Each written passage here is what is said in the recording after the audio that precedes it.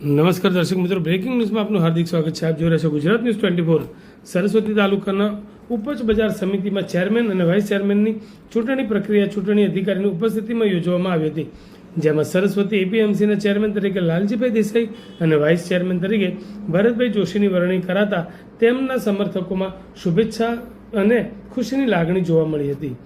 ખેડૂતો, વેપારીઓ, સહકારી ક્ષેત્રના આગેવાનો અને સામાજિક સંસ્થાઓ દ્વારા ચેરમેન, વાઇસ ચેરમેનને શુભેચ્છાઓ પાઠવવામાં આવી હતી. લાલજીભાઈ દેસાઈની સેવાની ભાવનાને કારણે સરસ્વતી એપીએમસીના વિકાસ કાર્યોને નવી દિશા મળશે અને ગતિ મળશે તેવી આશા પણ વ્યક્ત કરવામાં આવી હતી.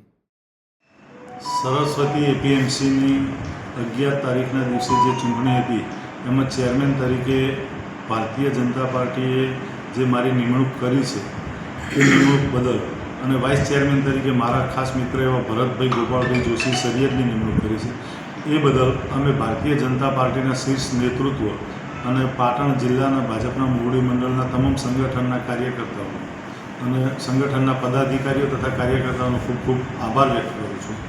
અમારી સરસ્વતી એપીએમસી જ્યારથી કાર્યરત થઈ છે ત્યારથી એના માટે દરેક જે કોઈ પણ અહીંયા નિયામક મંડળ બેઠું, બોડી અમારી બેઠી, ચેરમેન બેઠા કે ડિરેક્ટર ભાઈઓ જે હતા એ લોકોએ અથાગ પ્રયત્નો કર્યા જ છે અને એમનું જે કામ અધૂરું છે ત્યારે એ કામ અમે પરિપૂર્ણ કરવાનો પ્રયત્ન કરીશું. અને અમારા વિસ્તારમાં આવતા જે કોઈ ખેડૂત ભાઈઓ છે એ ખેડૂત ભાઈઓને જે કંઈ પણ કાંઈ કામકાજ હશે એના માટે આપણે સરસ્વતી એપીએમસી પાટણ ગંજ બજાર ખાતે પાટણ તાલુકા સંઘના ઓફિસની ઉપર મેળા ઉપર કાર્યરત છે. એટલે દરેક ખેડૂત ભાઈઓ ગમે ત્યારે વિના સંકોચે ગમે ત્યારે અહીંયા સરસ્વતી એપીએમસીમાં આવી શકે છે. ખેડૂતોની સંસ્થા છે અને ખેડૂતોને અહીંયા આવીને એમને કંઈક રજૂઆત હોય તો અહીંયા કરી શકે છે. અને અમે જલ્દીમાં જલ્દી અમારી સરસ્વતી એપીએમસી કાર્યરત થઈ જાય એવા અમે પ્રયત્ન કરીશું. સરકારના સંગઠનને સાથે રાખી દરેકને વિશ્વાસમાં લઈ અને આ કાર્ય આગળ ધપાવીશું એવી અમારી ઈચ્છા છે.